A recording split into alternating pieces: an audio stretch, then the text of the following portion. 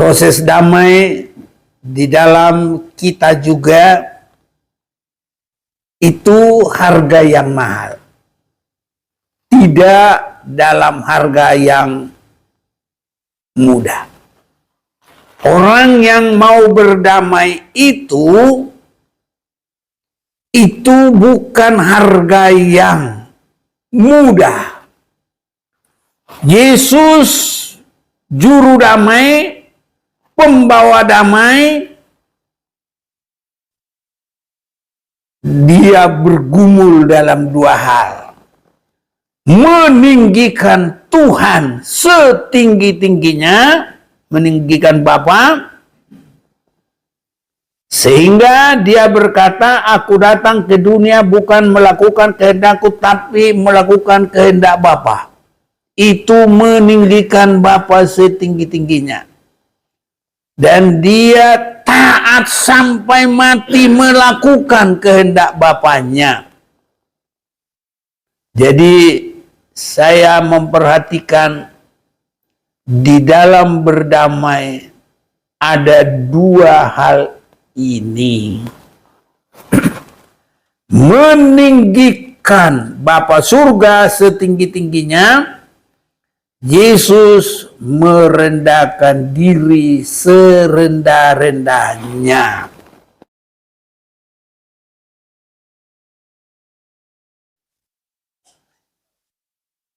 Saat sekarang kita di bulan di mana umat Kristen memperingati kehadiran Yesus yang pernah datang di bumi ini sekitar 2000 tahun lebih yang lalu. Benar saudaraku, bila hari tanggalnya Alkitab tidak menunjukkan itu kepada kita.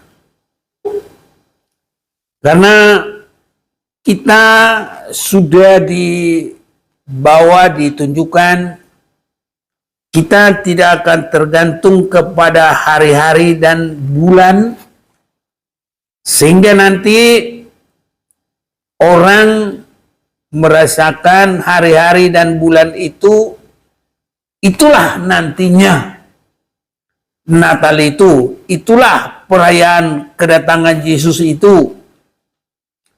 Tetapi saya lihat Tuhan mau menunjukkan kepada kita bukti kedatangannya, apa yang dia kerjakan, dan bagaimana kita sebagai orang Kristen, bagaimana tindakan kita, bagaimana hidup kita.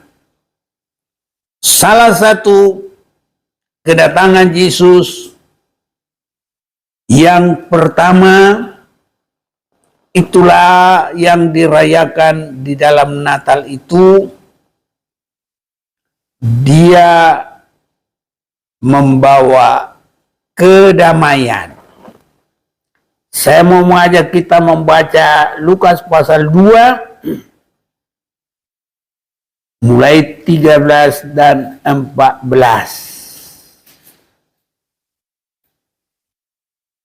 Dan tiba-tiba tampaklah bersama-sama dengan malaikat itu sejumlah besar bala tentara surga yang memuji Allah, katanya, kemuliaan bagi Allah di tempat yang maha tinggi, dan damai sejahtera di bumi di antara manusia yang berkenan kepadanya.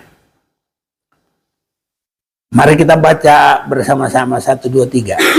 Dan tiba-tiba tampaklah bersama-sama dengan malaikat itu sejumlah besar bala tentara surga yang memuji Allah, katanya, kemuliaan bagi Allah di tempat yang maha tinggi, dan damai sejahtera di bumi di antara manusia yang berkenan kepadanya. Jadi kedatangan Yesus menjadi manusia melalui dilahirkan itu membawa kemuliaan bagi Bapa surga, Allah di tempat yang maha tinggi. Dan yang kedua, damai sejahtera di bumi di antara manusia. Jadi damai sejahtera. Saya memperhatikan di dalam Yesus tindakan damai sejahtera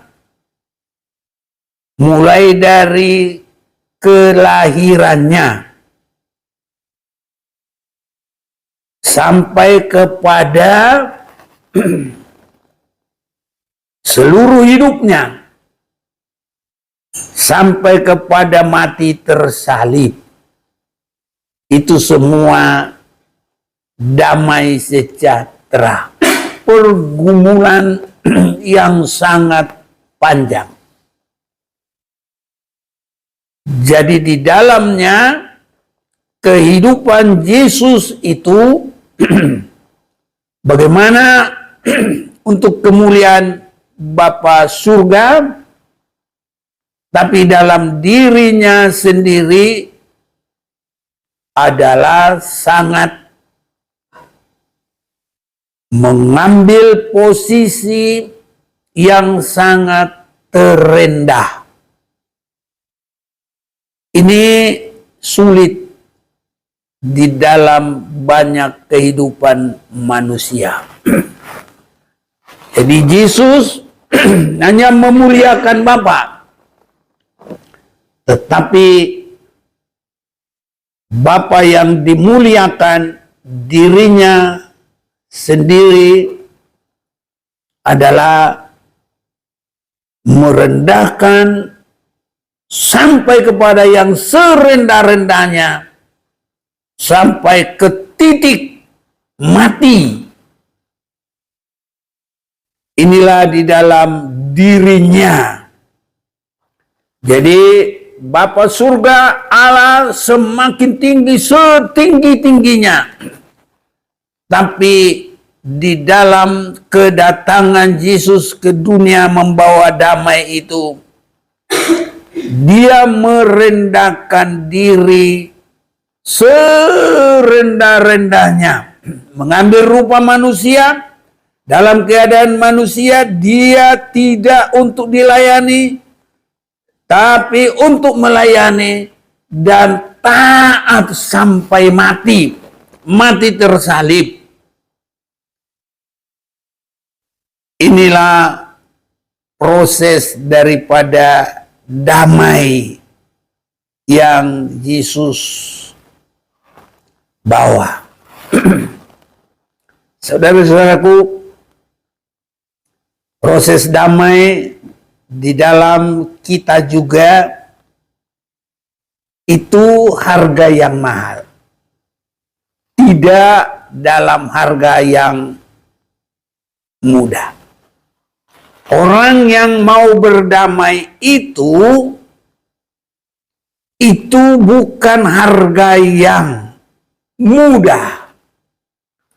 Yesus juru damai, pembawa damai, Dia bergumul dalam dua hal.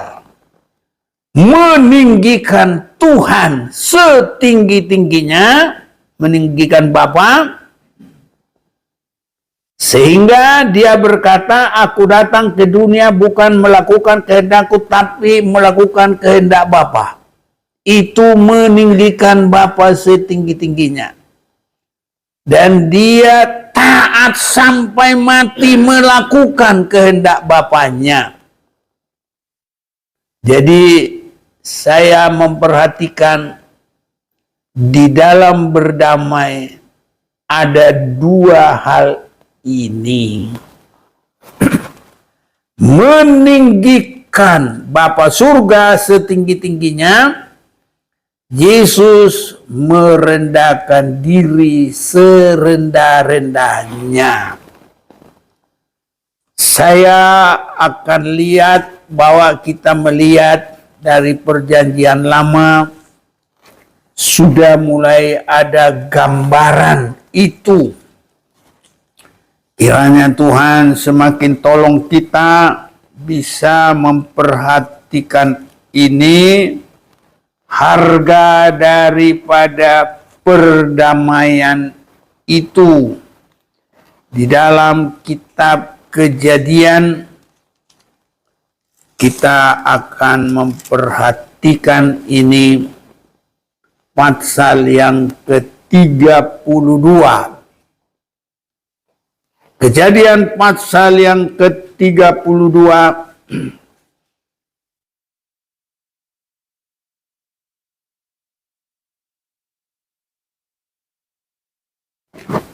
ini adalah Yakub takut bertemu dengan Esau. Itulah perikop awal. Baru tindakan untuk bisa bertemu, maka mulai ayat 22 perikop di atas pergumulan Yakub dengan Allah. Jadi di sini Yakub mau atau rindu bersatu kembali dengan saudaranya Esau. Ini saudara-saudaraku, di dalam pandangan Yakub, amarah dan kebencian yang ada pada Esau itu belum habis. Sehingga dia tidak berani untuk ujuk-ujuk datang. Dia tidak berani, saudaraku. Sehingga dia dengan segala caranya bagaimana untuk menemui saudaranya itu, abangnya Esau. Dengan membawa persembahan, dengan membagi kelompoknya menjadi dua pasukan, dan yang paling nyata kita lihat di sini, dia tidak mau bersatu dengan atau menyatu dengan saudaranya sebelum dia benar-benar bergumul di dalam doa. Inilah yang sangat penting, saudara-saudaraku. Harga daripada perdamaian itu. Ini sangat baik bagi semua manusia. Harga dari perdamaian itu.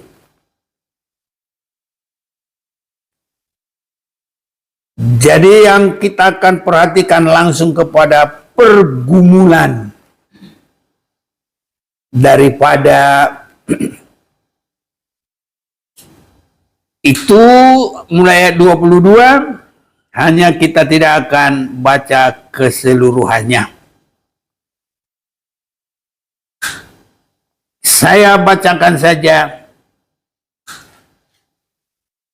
satu-satu. 24. Lalu tinggallah Yakub seorang diri dan seorang laki-laki bergulat dengan dia sampai fajar menyingsing. Jadi ada bergumul, disebut di sini bergulat.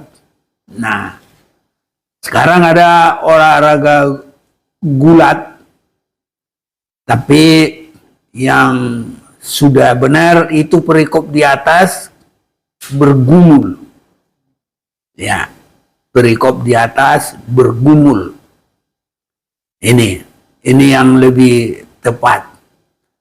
Sebab kalau bergulat itu udah seperti olahraga, tapi kalau bergumul itu masih bagian dari kata-kata hal kerohanian.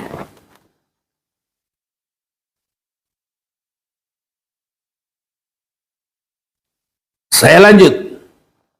Ketika orang itu melihat bahwa ia tidak dapat mengalahkannya, ia memukul sendi pangkal paha Yakub, sehingga sendi pangkal paha itu terpelecok ketika ia bergulat dengan orang itu. Lalu kata orang itu, biarkanlah aku pergi, karena fajar telah menyingsing. Sahut Yakub, aku tidak akan membiarkan engkau pergi jika engkau tidak memberkati aku. Bertanyalah orang itu kepadanya, siapakah namamu? Sahutnya Yakub. Lalu kata orang itu, namamu tidak akan disebutkan lagi Yakub, tapi Israel. Sebab engkau telah bergumul melawan Allah dan manusia, dan engkau menang. Inilah yang kita akan perhatikan dengan sungguh-sungguh. Nilai dari perdamaian itu tidak mudah, tidak gampang. Nilai perdamaian itu. Itu sebabnya untuk dunia diperdamaikan dengan Tuhan, tidak cukup dengan korban-korban termasuk binatang. Ya, ada korban-korban binatang. Mungkin yang harganya mahal-mahal. Semakin mahal, semakin orang senang, semakin orang bilang, wah, gitu ya.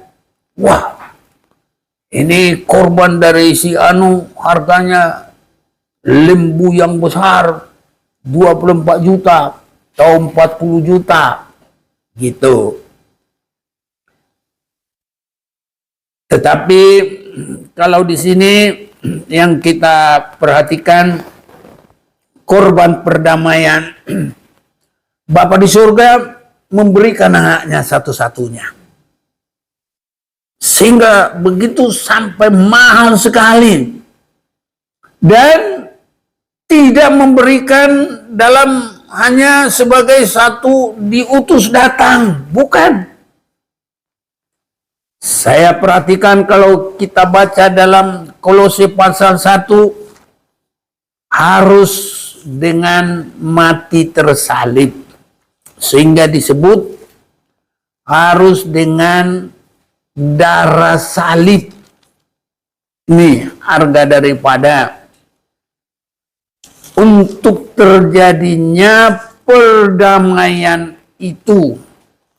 Kolose pasal yang pertama, mulai ayat yang ke-21 atau 20, dan oleh dialah, ya, jadi oleh dia, oleh Yesus, ia memperdamaikan segala sesuatu dengan dirinya, baik yang ada di bumi maupun yang ada di surga, sesudah ia mengadakan perdamaian oleh darah salib Kristus.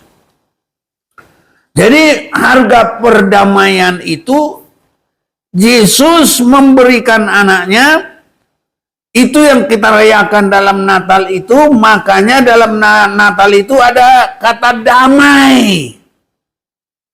Tadi kita sudah baca di dalam Lukas 2 ayat 14 itu. Ya, jadi itu diperdamaikan oleh darah salib Kristus. Jadi harus sampai di salib itu. Inilah harga perdamaian, saudara-saudaraku. Jadi nggak gampang-gampang begitu saja berdamai gitu ya, nggak bisa. Bapa Surga berkorban anaknya satu-satunya, dan Yesus Kristus berkorban. Dia boleh lahir yang kita rayakan Natal, tapi itu belum selesai.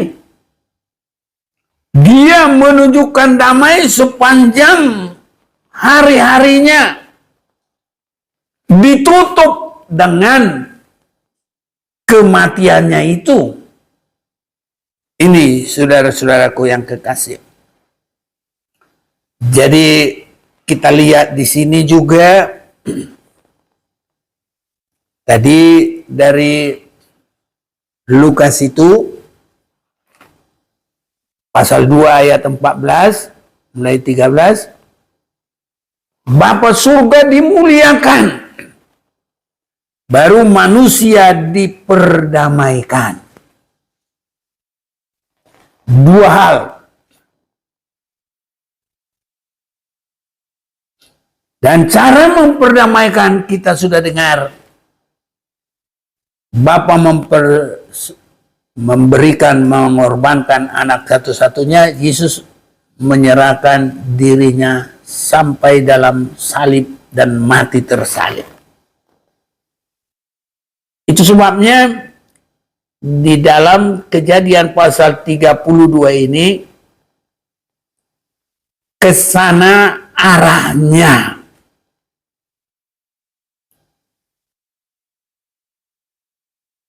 Saya akan bacakan ulang Kejadian 32 ini. Mulai 27, bertanyalah orang itu kepadanya. Ini yang bergumul dengan dia itu. Siapakah namamu? Sauknya, Yakub. Lalu kata orang itu, namamu tidak akan disebut lagi Yakub, tapi Israel. Sebab engkau telah bergumul melawan Allah dan manusia, dan engkau menang. Di sini kita sudah bisa melihat sebenarnya yang bergumul dengan Yakub itu adalah Allah sendiri. Allah sendiri yang mengaku. Amin, saudaraku. Saudara bisa lihat tadi, kita baca bersama-sama ayat 28 ini ya. 1, 2, 3. Lalu kata orang itu, namamu tidak akan disebut lagi Yakub, tetapi Israel, sebab engkau telah bergumul melawan Allah dan manusia, dan engkau menang. Jadi teman dia bergumul itu Allah. Ini saudara-saudaraku. Inilah yang kita akan perhatikan. Manusia itu siapa? Tidak ada yang lain-lain kecuali dia. Nah, Allah itu siapa? Yaitu yang bergumul dengan dia. Manusia itu mana? Tidak lain adalah kemanusiaannya sendiri. Ini saudaraku. Bagaimanakah dia menang? inilah yang harus ada di dalam dia. Saudara-saudaraku, kebenaran manusia itu ada. Tapi kalau kebenaran manusia tidak ada artinya. Itu sebabnya kalau kita mau memperhatikan di dalam suratan Yesaya ini, ya, kalau kebenaran manusia itu tidak ubahnya hanya seperti kain yang sudah usang saja, kain kotor, kain yang tidak berarti. Yesaya 64 ayat yang ke-6. Demikianlah kami sekalian seperti seorang najis, dan segala kesalehan kami seperti kain kotor.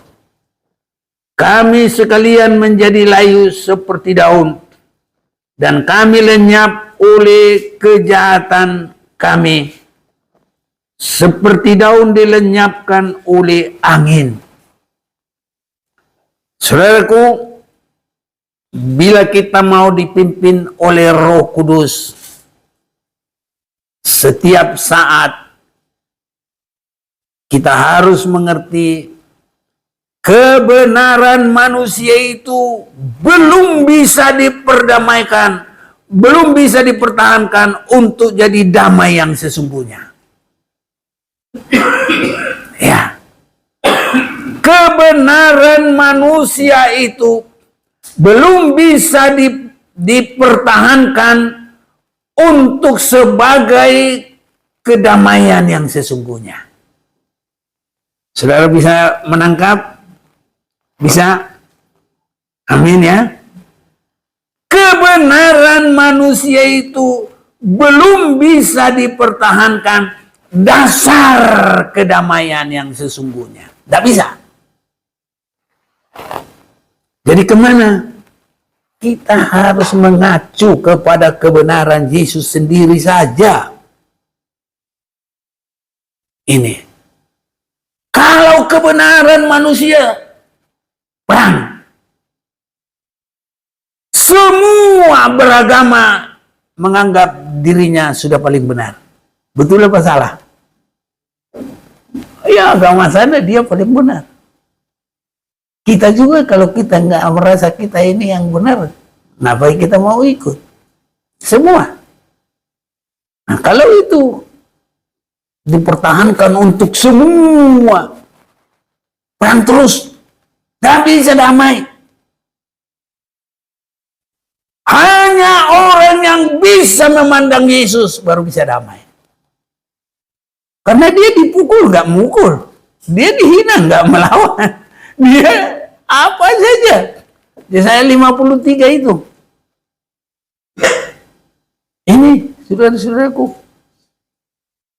Jadi kalau kita merasa kita benar dipertahankan, masih berantem aja, ribut.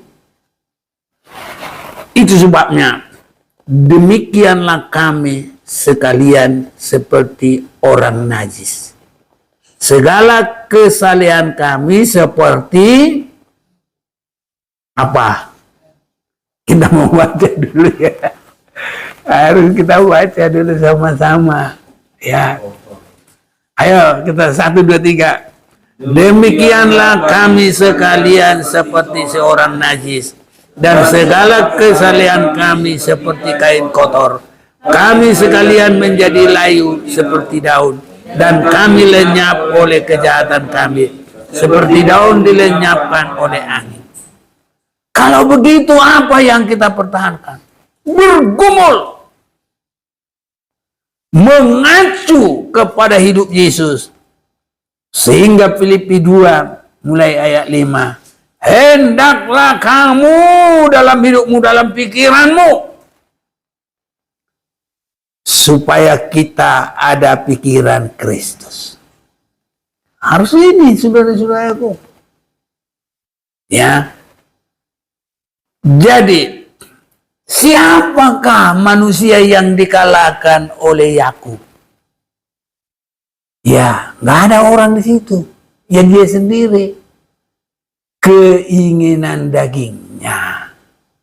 Itu yang dia kalahkan. Bagaimana dia kalahkan? Dia tidak mengambil sedikit pun. Apapun di dalam dirinya. Apapun kebenarannya. Dia sudah memandang kepada Yesus. Ya, itu sebabnya engkau bergumul dengan Allah dan manusia dan engkau menang. Bagaimana dia bergumul dengan Allah? Mau bergulat begitu? Bukan. Kita nggak bergulat begitu. Nah, kita nggak bisa pukul-pukulan. Bergumul dengan Allah. Kita adalah penyerahan kepada kebenaran Allah. Dan yang kita pertahankan, mati keakuan kita itu. Sama seperti Yesus tidak menganggap kesetaraannya dengan Allah sebagai yang dipertahankan, melainkan merendahkan dirinya. Yesus saja bisa begitu, saudaraku. Apalagi manusia kalau mau hidup benar. Amin, saudaraku. Mulai ya ada jalan kita untuk 2024. Ini saudara-saudaraku. Harus ada peningkatan. Jadi kita ini harus meningkat. Kalau kebenaran manusia itu harus dikalahkan dulu itu. Caranya mengalahkan apa? Mengacu kepada kebenaran Yesus. Dan praktik kita harus sampai terjadi. Mati semua keakuan itu. Sebenarnya kekristenan itu juga begitu. Bila kita menerima Yesus, yang lama sudah berlalu, yang baru sudah datang. Ini saudaraku, mengacu kepada hidup Yesus. Tapi seringkali orang Kristen itu terus saja akunya, kebenarannya, hidupnya. Gak pernah dia bergumul.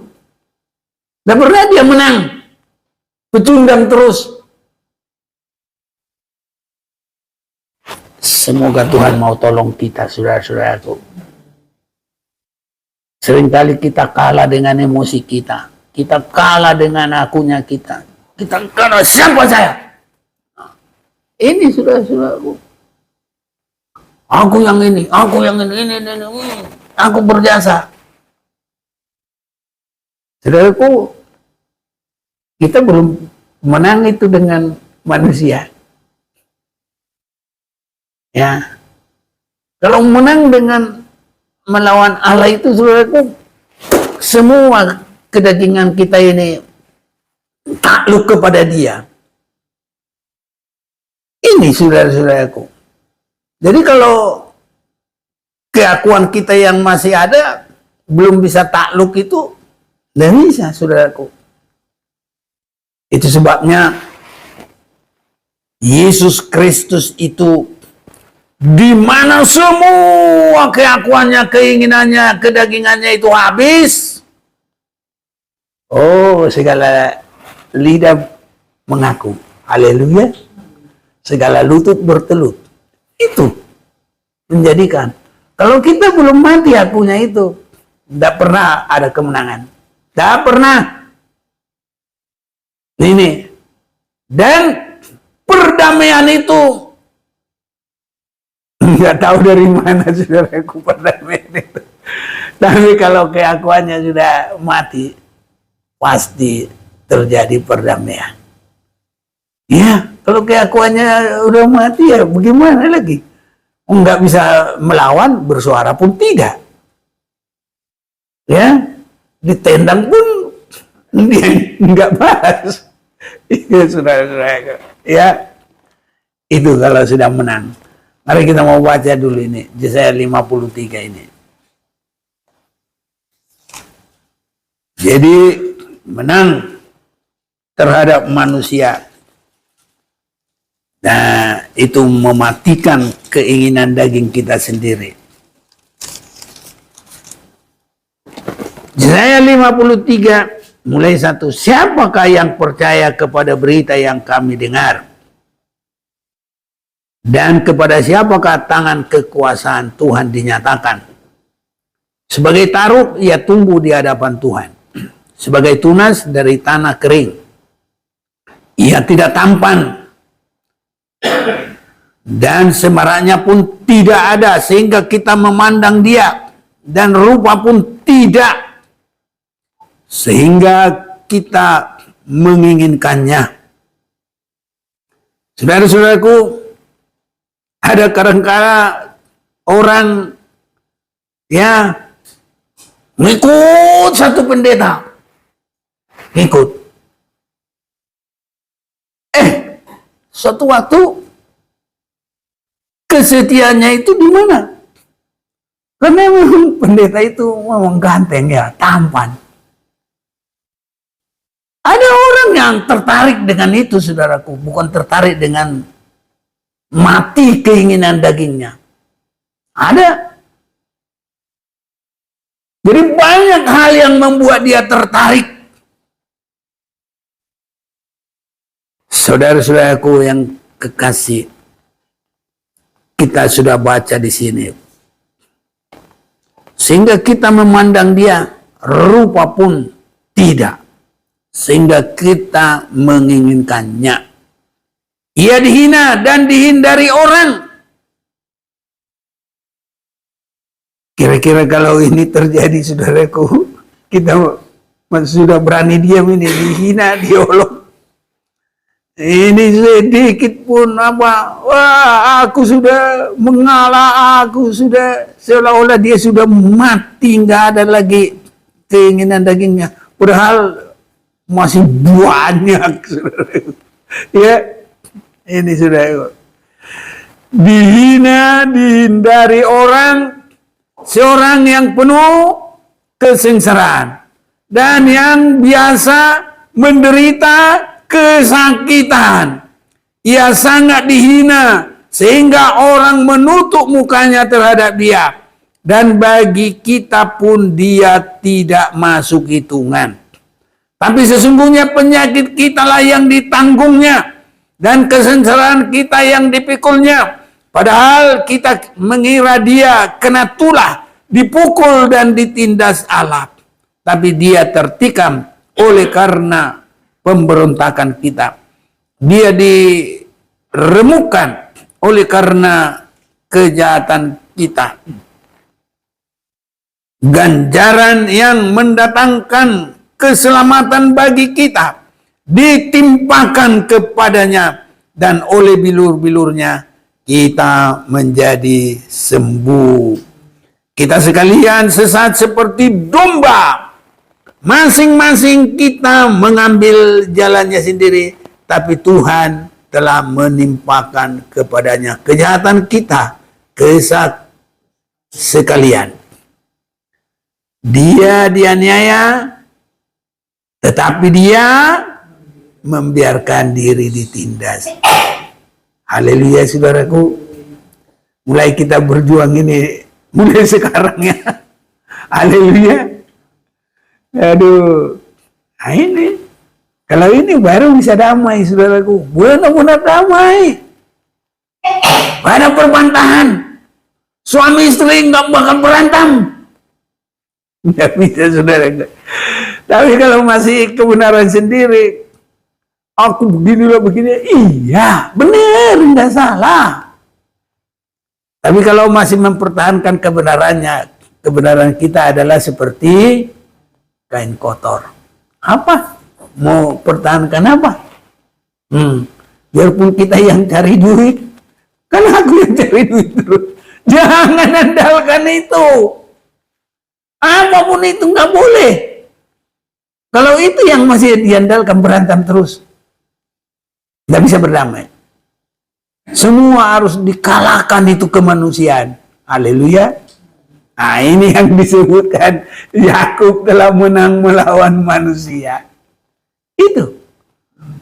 Karena kalau ada di situ umpamanya ya lebih tua dari dia atau lebih muda dari dia berantem, enggak ada. atau mirip dengan dia, kembaran. Enggak ada. Kalau begitu, dia menang melawan manusia mana? Ya itulah. Jadi semua enggak dianggap ada dalam dirinya. Dimatikan semua keakuannya itu. Itu menang melawan manusia. Ini saudara-saudaraku kehidupan kita. Jadi ia dianiaya, tapi dia membiarkan dirinya ditindas dan tidak membuka mulutnya. Ini saudaraku, sering sekali ya langsung semua disebut, mulai dari kakeknya semua sampai cucu-cucunya begini begitu. Jadi kalau mau apa satu malam nggak habis, saudaraku. Ada orang berantem satu malam nggak habis. Bahasa Batak terus marbete-bete. Yang meradian. Apa aja diomongin. Ya sudah keluar semua. Ini saudaraku. Kalau mau pakai kebenaran Tuhan, ya, dia dianiaya tapi dia membiarkan dirinya ditindas dan tidak membuka mulutnya. Haleluya saudaraku. Ini pelajaran bagi kita ya, bukan aku ya. Aku juga masih belajar, kita sama-sama belajar. Sampai kita menang. Haleluya. Itulah, makanya firman Tuhan ini kita lihat harus ada konteksnya biar dapat. Kalau enggak, mana ada manusia di situ? Enggak ada. Ya. Jadi, ya dia sendiri. Apa yang dia lawan? Ya itulah supaya bisa kemanusiaan Yesus. Ini saudaraku. Kemanusiaan Yesus itu mana? Dia ini.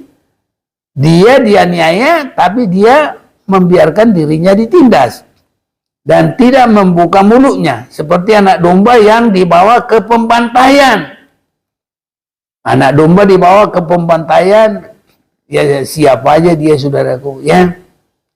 Kalau anak kambing masih terlalu meronta-ronta, kalau anak domba masih beda lagi. Seperti induk domba yang keluh di depan orang-orang yang menggunting bulunya. Ia tidak membuka mulutnya. Ini saudaraku. Jadi apapun diambil kebenaran kita. Karena bagi domba itu bulunya itu adalah kebenarannya, pakaiannya. Ini saudaraku. Jadi pakaian kita kan perbuatan-perbuatan benar dari orang-orang kudus. Ya tidak membuka mulutnya. Ini saudaraku. Biar kita semakin menjadi manusia rohani. Menang. Kemenangan itu sejauh mana? Harus sampai kepada hidup Yesus. Sesudah penahanan dan penghukuman, ia terambil. Dan tentang nasibnya, siapakah yang memikirkannya? Sungguh ia terputus dari negeri orang-orang hidup. Dan karena pemberontakan umatku, ia kena tulah. Orang menempatkan kuburnya di antara orang-orang fasik. Ini saudara-saudaraku. Jadi ditempatkan di kuburan orang-orang fasik. Dan dalam matinya ia ada di antara penjahat-penjahat. Sekalipun ia tidak berbuat kekerasan. Dan tipu tidak ada dalam mulutnya. Tetapi Tuhan berkehendak meremukkan dia dengan kesakitan. Apabila ia menyerahkan dirinya sebagai korban penebus salah, ia akan melihat keturunannya, umurnya akan lanjut dan kehendak Tuhan akan terlaksana olehnya. Inilah makanya Yakub bergumul terus. Dan nilai pergumulan itu bagi kita adalah seperti Tuhan, tapi Tuhan hendak meremukkan dia dengan kesakitan. Jadi kedagingan kita itu sampai mati, saudaraku. Nanti tidak akan boleh lagi buka suara, apalagi namanya berantem. Haleluya. Jangan ada yang berantem lagi ya. Ini saudara-saudaraku, kiranya Tuhan tolong kita. Amin, saudaraku. Bergumul berdoa biar Tuhan tolong kita menang. Jangan jadi pecundang, jangan tukang kalah, saudara-saudaraku.